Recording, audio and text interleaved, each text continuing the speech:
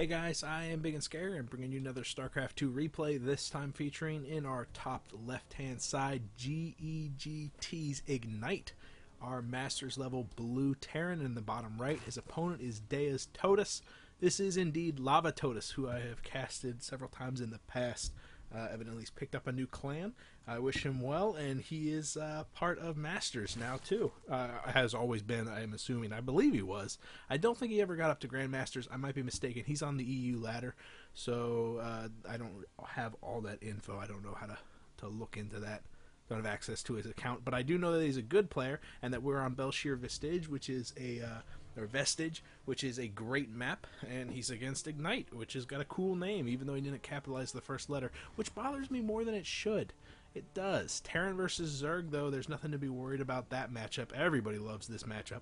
I believe it's the most popular one, as I mentioned before. We don't have any cheese, no early SCVs or drones being sent out from either player, no super early gas coming out of the Terran. And it looks like we're both quickly approaching the 15 supply mark, when we're probably going to be seeing something pop down from Todes. He is beginning to bank just a little bit of extra money. Maybe it's going to be a hatchery. Maybe it's going to be a spawning pool. You never know. Actually, Belshir Vestige is actually a little bit exposed when it comes down to the natural, making it a little bit more difficult for you to hold that very wide gap. So, you know, it's not unheard of to throw down a pool first, though it's a very large map, making it so it's a little bit easier for you to get up the needed preparations to defend that natural. So we do see the hatchery going down before spawning pool, starting to bank that extra money. He's probably going to throw down a spawning pool. And hey, speaking of a large map that you can use to your advantage, Ignite is throwing in a command center also before barracks, which means, yeah, he's going to be relying on the fact that this is a freaking huge map, and the Overlord's going to take forever to come across to actually scout out that indeed the CC was thrown down first. And, you know, that's an excellent play. That's you using and abusing the map to your advantage. A drone is coming out along with the Overlord. We can see that the kind of sideways pathway that the Overlord is taking is to make it so it's not sniped out by a Marine. If that barracks had gone down first, the Marine would be popping out at about this time, a little bit later, and that can sometimes lead to your Overlord getting sniped if you send it pretty much directly to the natural. So by sending it off to the right side and sending a drone, that's kind of keeping your Overlord just alive a little bit longer. We can see that the barracks is going to be finishing just slightly ahead of the command center, and that drone is going to be poked away. Did he get in there and actually scout out the gas timing? He did not. We can actually see how far into it he got. It's a pretty safe assumption to assume that the command center coming out means the gas time is going to be very much delayed, but it's always very important to get in there and actually look. Especially if there's like a double gas or something like that, because sometimes this can be a red herring, a misnomer. We see that the refinery has been taken, but with no add-on thrown onto the barracks, we're probably going to be seeing some sort of factory coming up immediately after this expansion gets underway. We can see a bunker being thrown on the low ground, but yeah, he's got enough gas. He's waiting for enough money to throw on that factory. I believe we're going to be seeing some form of tech in a very short period of time. Still no gas coming out of Todes. What is he doing? He's got 300 minerals, and he's got a drone heading over to the third, so that's exactly what he's doing. He's poking around at the third to make sure there's no shenanigans. He's going to be throwing that down, so both players pretty much content to sit back, relax, and macro. Checking out the economic, 22 over 19, pretty much neck and neck, but that's going to skyrocket for both players as they begin to saturate not only their natural, but also the third for the Zerg. Still that one gas. There goes the factory that I was talking about. No, not that. That's the barracks. That's the factory. And we've got a reactor right next to it, so cool. That means that we're going to probably see some early Hellion play for some map control. Obviously, he didn't get the Reaper out, which means he really doesn't have a good idea of what's going on in his opponent's base. So he saw the expansion, and he can probably safely assume that the third is up. But you like to get those Hellions out there, especially on a very wide open map like Belshir Vestige, where you can really abuse the high mobility of those Hellions. And this is a great way to do this. Second gas going down, we're probably going to see a starport immediately thereafter. Maybe this is a transition into Hellbat drops, and I say that because everybody does that because it's really good. And you know what? If it's good, if it's not broke, why fix it? So you got the barracks coming down with a tech lab right on it. Maybe we're going to be seeing STEM. Maybe that tech lab is destined for something else. Wouldn't it be nice to see a Blue Flame upgrade? I just saw the the patch notes that are coming out that Blizzard's thinking about dropping about how they're going to make it so that the Hellbats require the blue frame upgrade to get their 18 plus on light, and I think that's a cool change. I like the idea of nerfing the Hellbats, and I agree that if you're going to take something away from Terran, you definitely need to give something to Terran because they are struggling just a little bit in the matchups. It's like 0.5% off from everything else, which is ridiculously balanced if you ask me. But still, if you're going to nerf something, you have to give something else, and I think the Banshee upgrade is indeed a buff. So we'll see how that works out. It's going to be neat. It's going to be really neat. But unfortunately for us, it is not the Blue Flame upgrade. It's going to be STEM coming out. And we've got Marauders too. And Armory is coming down, so we will be seeing those Hellbats and probably a Hellbat drop with that starport right there. The first 2 Hellions are out on the field. Looks like they've succeeded in taking out 4 drones, which is absolutely fantastic considering that both of those guys do indeed survive, and they just get in there just seconds before that spine crawler is done. Immediately, Todes is throwing down dual Evo chambers, not only for upgrades. I mean, look at all this gas. He's got 5 geysers tapped right now. Nope, just 4. I thought this guy was red. My bad. 4 geysers tapped. That is a lot of gas, even if we're without the foot. Oh, look at that! I am a prophet. That is awesome. Evo chambers are going up, and he's going to be spitting some of that extra gas on the Evo chambers before. I mean, I'm going to quit casting. I'm going to work for a newspaper. This is fantastic.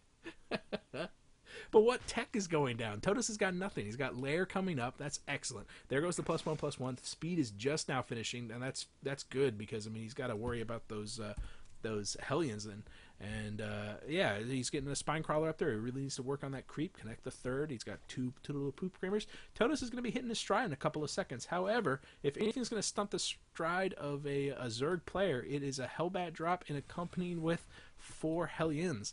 We have not seen the servos, the transition servos being researched, so those 4 are probably going to stay Hellions for forever. Oh man, dual spine crawlers scoring a killer blow on one of them already, and we can see that the health of the Hellions is pretty low. Coming in there, succeeding in picking off a total of 3 more workers, just 3 more workers for the cost of 4 Hellions. Not really cost effective. However, they did distract Todes just enough for Ignite to get in there with a Hellbat drop and try to pick off a couple more, but we can see that it's still on 4 workers killed, so he did not succeed in taking out any of those workers. However, he did keep that alive. Wow, just barely. Medevac with 14 health. Good positioning of that Overlord, not dropping any creep even though Lair is researched, which is a bit of a misstep because it would have delayed this command center quite significantly, unless it was being produced back at home, I guess, and lifted off and moved over because at that point, who cares? Starport cancels something. Maybe it was a tech lab. Maybe he's going to be using the reactor on the barracks. I am not 100% sure. But have you seen this unit composition? This is banging. This is absolutely fantastic. The Marauders and the Hellbats working together in perfect harmony is brutal.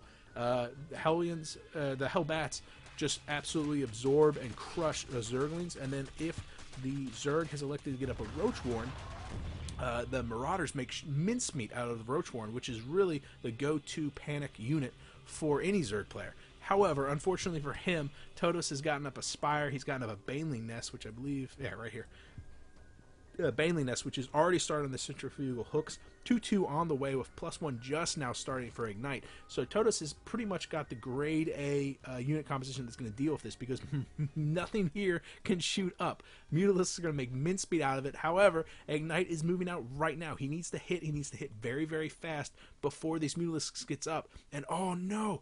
The 4th base is going to serve. This is actually really, really good for Todes because this is going to keep this drone killing unit composition away from his drones. They're going to waste some time on the hatchery. That gives him enough time to get all 6 of his Mutalisks up. And finally, the Mutalisks are going to be coming in, going to be poking away at those Marauders. And yeah, this is just going to stunt this aggression just a little bit. So ultimately, that hatchery going down is kind of a good thing. Here comes the push. The Banelings coming in, massive detonations down on those Hellbats, but man, they can absorb fire. Wow, it was just a lot of Banelings. And then finally, with the Hellbats down, the Zerglings, Speedlings rather, have absolutely no problem surrounding and crushing them. It looks like every single one of those medevacs also go down now that the flight of Mutalisks is out on the field. Still just the natural coming out right now. It looks like this got picked off by those Zerglings a little while ago and has been yet to be rebuilt. Oh, look at that, a single missile turret being constructed over the corpse of the CC. That is rather unfortunate. These Mutalisks, though, are basically going to have a field day because there's not a lot of infrastructure back at home to defend against them. Oh, a clutch play from Ignite producing Widow Mines. Beautiful decision there because he's already got the infrastructure from it. He's got a factory with a reactor on it. And that means he can produce those Widow Mines 2 at a time, and Widow Mines do splash damage against those Mutalisks. However, this is kind of a panic moment, because Ignite realizes that his unit composition that he had isn't really well suited to deal against those Mutalisks, and I don't agree with what he's doing. What he's doing is reworking everything. He's now switching over to a more traditional Marine, Marauder, and Widow Mine composition that's going to be supplemented by Medivacs. What I would have preferred to see happen is keep producing those Hellions, keep producing those Marauders, and instead of producing Medivacs, maybe only 2, and then everything else Vikings. Get some Vikings out there to support your anti-air composition. Make it so that the Hellions kind of have to meet with you on even footing. Zergling's pushing in. It looks like some of these Widow Mines are going to be burrowing down and getting some nice splash damage on those. And yeah, Ignite has found the corner there, making it so that, oh no, his Mutalisks are moving in there, being shredded by those Marines. I was not expecting all those upgrades to be done on those Marines so very, very quickly. 2-2 has been started, but Combat Shield and Stim is done, and wow, Ignite managing to scramble a very effective anti-air force. I have to admit that was not nearly, that was twice as effective as I thought it was going to be. I was just talking crap about that unit composition before. This is obviously a very, very good way to go, but it's because Ignite has spent a lot of money revamping his infrastructure back at home. Instead of producing, another starport with a reactor and another factory, maybe to make some Widow Mines, I feel like either way it could have been effective. However, now he's on this kind of flimsy Marine and Widow Mine composition, and your Zerg player's up on Hive Tech. Hive has already been done. We've got Adrenal Glands and the Ultralisk Cavern coming. Zerglings are just going to be poured into this to hold back Ignite, and then finally the Ultralisk are going to get on the field, and I feel like Ignite's just going to be behind the 8 ball. He's only now getting his third. He's only now saturating it. His economy is definitely behind 60 over 80. Yeah, I mean, mineral income's pretty much neck and neck, but we can see the gas income is significantly behind, and Ignite really doesn't need the extra gas income, but it's because his unit composition is severely lacking. He's only got 1 starport. He's only got a this factory is researching the drilling claws, and that's it. I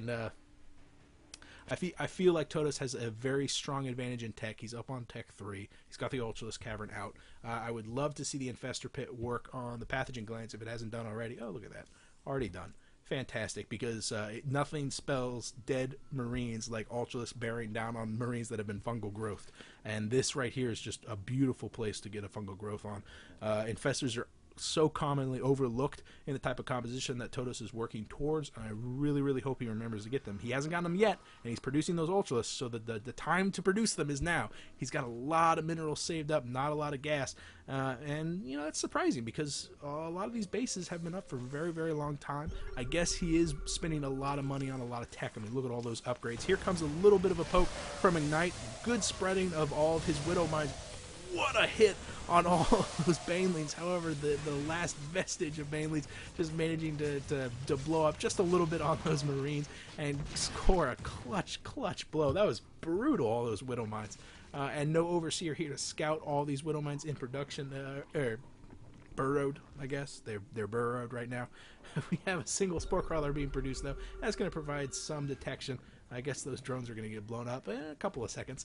The Mutalisks are just kind of poking around. They really got to be fearful, though. I mean, look at all these Marines. And again, the AoE is kind of lacking from this composition. Where's the main army of Todes? Right here? How many? He's only got 2 Ultras. So yeah, I guess that's the main army right now. Not a lot of Banelings in there at all. In fact, I don't see any Banelings on that units tab. And you need AoE. If it's not coming from Infestors, it's got to come from Banelings. Creep Spread is grade A out of Todes, but and that just means that Ignite has to be very, very careful where he's engaging. What we don't see out of Ignite is him abusing drops. He's only got a single medevac supporting this enormous bio ball, and when you have a bio ball like this, you have to start abusing your drops. However, here comes the Ultralisks. Ultralisks not supported by anything, meaning dead Ultralisks, even up against this very small number of Marauders. Oh no. Todes is definitely going to be losing this expansion. Here comes the Banelings. Oh, but they're blowing up on the Marauders. The Marauders absorbing all that fire and then shelling down quite a lot of hits on the Ultralisks. And yeah, Todes not producing anything right now. He's basically just waiting I have absolutely no idea. What is this enormous army of Zerglings doing? They're just letting this expansion go down. They're not being made into Banelings at all. Todes is letting this fall, and more significant than the minerals loss is the gas income. He needs that extra gas income. Fortunately for him, he's got this entire hatchery well saturated. He's still up on 80 harvesters, 77 harvesters. Maybe it's time to start losing some of them as he quickly approaches the maxed out thing. Maxed out location. Clutch scouting for Todes. Not only is he going to get in here and kill pretty much every single one of these SCVs, but he also saw this command center being transitioned down to the bottom right hand side, being kind of cheeky, producing that hatchery. Even if that hatchery goes down, some of the creep that's left behind that hatchery is going to make it so that that command center cannot land for a little while. 6 more Ultralisks on the production tab for Todes. However, we still don't see those infestors. We still don't see those banelings. Todes is basically spending down all the minerals that he has and wasting his gas on the Ultralisks, and that's awesome. They're tier 3. They're terrifying units. Absolutely terrifying units, but they're a lot less intimidating when they're not supported by some form of AoE. You need Storm, you need Colossus. If you are Protoss, I have absolutely no idea why that. There's not even a Protoss in this match. Wow. That's incredible. I guess I was like, I have no idea. I'm not even going to justify it. You need Banelings, you need Fungals. I guess Fungal is kind of like a Storm, and Banelings are kind of like Colossus. I don't know. Holy ambulance, I'm having a stroke. Ignite is having a conniption too. He's moving forward into the waiting jaws of all these Ultralisks. Oh, beautiful play from Todes, bringing his Zerglings on the left side to hold them in place while the Ultralisks barrel forward. However, the Ultralisks taking quite a lot of damage from those Marauders, pretty much melts away. Ignite left with only about half of his standing force. However, half of those Marines still equals a lot of dead drones. Oh my goodness, so many drones being cut down. Again, the Ultralisks moving forward because Todes has a ridiculous bank, being able to mass produce those Ultralisks just constantly because of all the extra minerals he has. However, Todes has lost a base again. He is not getting any gas for those off of those geysers. The planetary fortress is going to be a tough nut to crack, especially with only 4 Ultralisks. Those Ultralisks are poking away. A ballsy play from Todes to take this hatchery here, but I guess that's more for making it so that Ignite can't take an expansion rather than anything else. And this third has not been retaken, so Ignite's basically on just one base right now. His natural is still barely mining. His main could be mining, but it's not. So yeah, he's pretty much on just one base. He's spent all of his minerals, a lot of gas saved up, but Marines only cost minerals, and that's what he's been relying on pretty much exclusively during this matchup is the high mobility of that bio ball. 58 more Zerglings, but still no Banelings, still no Infestors. Oh, come on, you're killing me. But Todes has shown me that you can be very cost effective with just Zerglings and Ultralisks. I guess Ultralisks are kind of like the Colossus for the Zerg. I'm done. I'm done. They do AoE though, right? I mean, Ultralisks are kind of a form of AoE. It's just difficult for those Ultralisks to get on top of those Marines whenever they're sprinting away, even on creep, especially whenever they've stemmed. So yeah, it's one of the downsides to Ultralisks. They need to be supported by either a huge swell of Zerglings to hold them in place, Banelings to take care of those Marines, or just a wide open field, making it so that those Ultralisks can attack before the Marines can make it into a choke and be very, very cost effective. Ignite has managed to take down a hatchery, but it's just a hatchery. There were 1 or 2 drones there, and it looks like this is going to be another big engagement. Ignite having to burrow. Oh man, look at all those shots. However, all those shots come down on top of the Ultralisks. The Banelings moving forward, not getting super hits. However, there is a lot of Banelings there, and by the end of it, every single one of those Marines has gone down. 170 over 103 supply. Ignite only has a single mining base. Remember, it's in the bottom right-hand side. However, the sheer number of Ultralisks is going to have absolutely no problem with sacking completely this natural. 3 of them just decide to make it a little bit more fair for Ignite and just sit out of the fight just on the right side. But still, it's still not fair. The Ultralisks having an absolute heyday on that natural is going to just crush this infrastructure, and Ignite has no money to remacro. He's only producing 6 more Marines. If these Marauders were positioned over by the ramp, maybe they could make it so that the Ultralisks had to crush through and really waste a lot of health. However, Todes decides to take out the last mining base because that's, a much better target. The Ultralisks having a very fun time taking out the planetary fortress, the splash damage, taking out all the SCVs, and the Zerglings just poked up here. I hope you saw it on the minimap. Just poked up to the 3rd to see if that base had been retaken, and it had not. Here comes the final fight. Ignite tapping out, realizing that there's an Ultralisk on the field for every Marine that he has, which is a bad scenario. That's kind of a worst case scenario. For Todes, I feel like Infestors really would complement this fight. I understand that you were starved for gas a ridiculous amount of time, and that's just because Ignite was constantly battering down your front door. I mean, you saw how many hatcheries you lost. Todos, I like Infestors. I still feel like they're a great unit, even with their nerf.